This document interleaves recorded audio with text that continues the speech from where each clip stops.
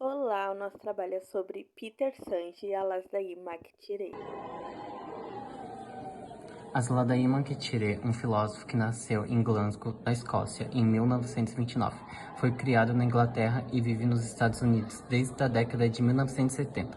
Sua atuação se estende pelas áreas da ética, da política, da sociologia e das ciências sociais, bem como pelo campo da literatura clássica grega e latina.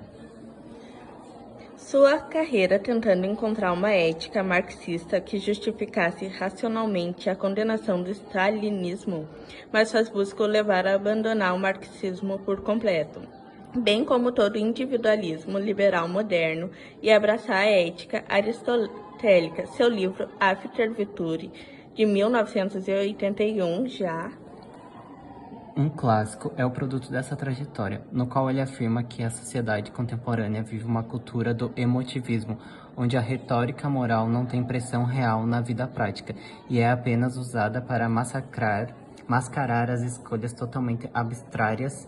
Seus estudos foram responsáveis pela renovação do interesse acadêmico na ética aristotélica, ainda que MacTire venha se declarando tomista desde 1984. Alasdair é uma figura-chave na recente onda de interesse pela ética da virtude, que identifica a questão central da moralidade como tendo a ver com os hábitos e conhecimentos relativos a como viver uma vida boa. A sua abordagem procura demonstrar que o bom julgamento emana do bom caráter. Ser uma boa pessoa não significa procurar seguir regras formais. Ao elaborar essa abordagem, Alasdair entende estar reelaborando a ideia aristotélica de uma teologia ética. A busca moderna de bens externos, como dinheiro, poder e status, que são característicos das instituições modernas heberianas, utilitárias e baseadas em regras. Ele foi descrito como um aristotélico revolucionário por causa de sua tentativa de combinar insígnias históricos de seu passado marxista com o de Thomas de Aquino Aristóteles após a conversão de MacTire ao catolicismo. Para ele, o liberalismo e o consumismo pós-moderno não só justificam o capitalismo, mas também o sustentam e informam a longo prazo.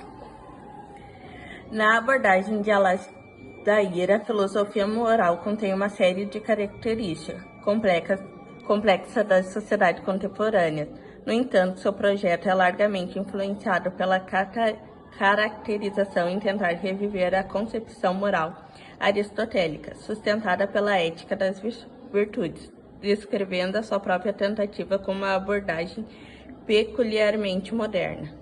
Ambas as abordagens analíticas e fenomenológicas da filosofia, no qual ele admite desde o início que não existem normas neutras disponíveis pelo apelo a qualquer agente racional que seja possível determinar a validade de conclusões morais. Essa compreensão peculiar contemporânea, em grande parte diz respeito à abordagem de Alasdair acerca dos problemas e disputa moral, ao contrário de alguns filósofos analíticos que tentaram generalizar o consenso moral na base de uma ideia de racionalidade. Alasdair apresenta uma descrição histórica da evolução da ética.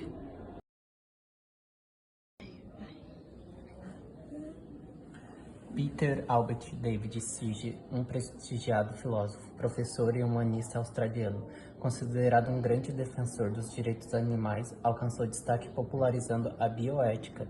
Peter nasceu dia 6 de julho de 1946, em Melbourne, na Austrália. Seus pais eram judeus imigrantes que chegaram ao país após a Alemanha nazista unir a Áustria e seus territórios. Seu pai era comerciante e sua mãe médica. Peter se graduou em filosofia pela Universidade de Melbourne, fazendo bacharelado em 1967 e mestrado em 1969. Nessa época, iniciou-se seu ativismo nos movimentos contra a Guerra do Vietnã e na reforma da lei australiana sobre o aborto. Em 1968, casou-se com Renata, sua colega das aulas de História. Em 1971, fez pós-graduação e lecionou ética em Oxford, na Inglaterra, permanecendo na função por 2 anos. Também foi professor visitante na Universidade de Nova York, nos Estados Unidos, por 16 meses. Nessa época, escreveu o rascunho de sua obra mais famosa, Libertação Animal. Publicado em 1975, o livro se tornaria o mais importante de sua carreira, impactando o mundo e provocando uma revolução nas empresas de comércio e alimentos. As etapas de produção e teste vieram ao conhecimento do público, revelando que os procedimentos necessários para a liberação de alguns produtos causavam sofrimento para os animais envolvidos.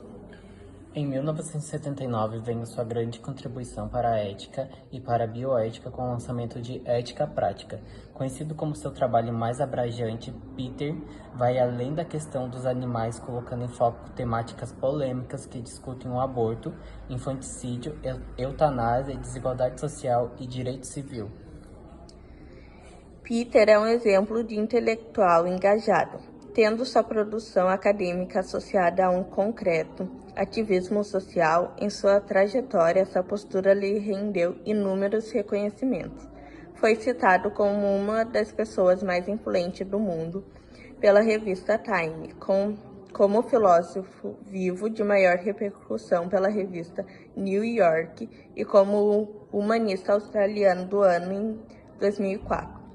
Também recebeu a importante honraria do governo australiano, Companion of the Order of Australia, em 2012.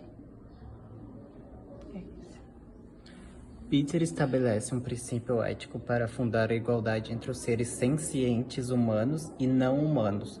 Suas reflexões sobre o princípio de igual consideração de interesses semelhantes e suas implicações práticas, no entanto, desafiam a compreensão da ética tradicional ao defender os animais como membros da comunidade moral, a moralidade do aborto, o infanticídio e da eutanásia.